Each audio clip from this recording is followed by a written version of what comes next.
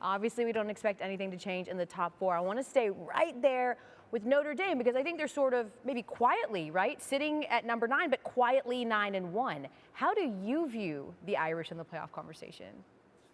Well, I think like a lot of great teams, they have been getting better and better. The team that we saw around week 4 and week 5, they had a lot of issues they were trying to figure out offensively. I think Tommy Rees, their former quarterback and now offensive coordinator, has done a really good job of building an identity. They're now a dangerous team. That offensive line has grown up. They're getting Kyron Williams and that running game going. It's taken a lot of pressure off of Jack Cohn, and I think they've become a more balanced attack. This is, I think, the Notre Dame offense that Brian Kelly envisioned. So you still have Kyle Hamilton out. I think they hope to get him back for the postseason. He's out for the rest of the regular season. But dare to dream, Notre Dame. You know, why not? It becomes interesting with Notre Dame and Cincinnati. Both of those teams, it looks like, will need some help. But if you get to the end with Cincinnati winning the head-to-head, Notre Dame might need Cincinnati and Notre Dame to go into the playoff. Yeah, it feels like every year we have that team that we're just going to bring up until they lose. And, of course, this year it is Cincinnati. You just mentioned it there. Those Bearcats unbeaten, sitting there at number 5. I'm going to ask you the same thing that you keep getting asked, but assuming they finish unbeaten, how strong is their case, Herbie?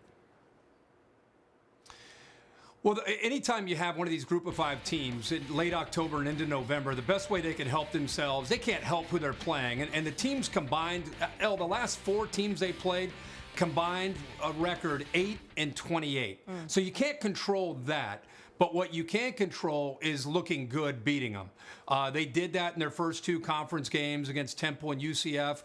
Since then, you know, they did a little bit better last week, but Luke Fickell will be the first one to tell you. I mean, he knows that the hand that he's been dealt, they've got to go out and try to dominate and play great football in every aspect of the game.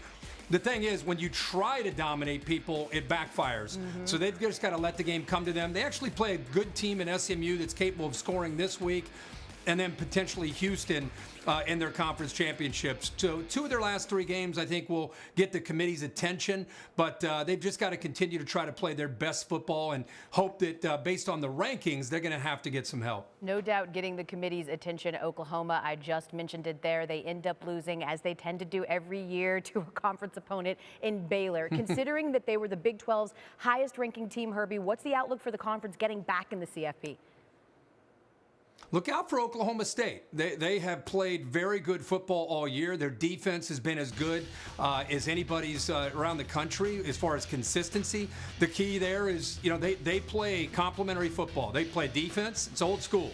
They play, you know, they run the football, and they try not to turn the ball over and win with field position and defense. And Spencer Sanders, a veteran quarterback, helps him kind of have a steady hand when he's on and not turning it over and creating to go along with Jalen Warren running the football. They're dangerous. So they've got Bedlam coming up in a couple weeks. Everyone's excited to see that game, not just because of Oklahoma, but now all focus is on Mike Gundy and the Oklahoma State Cowboys.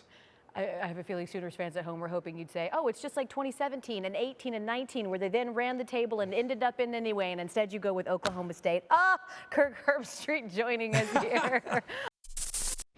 Thanks for watching ESPN on YouTube. For live streaming, sports, and premium content, subscribe to ESPN+.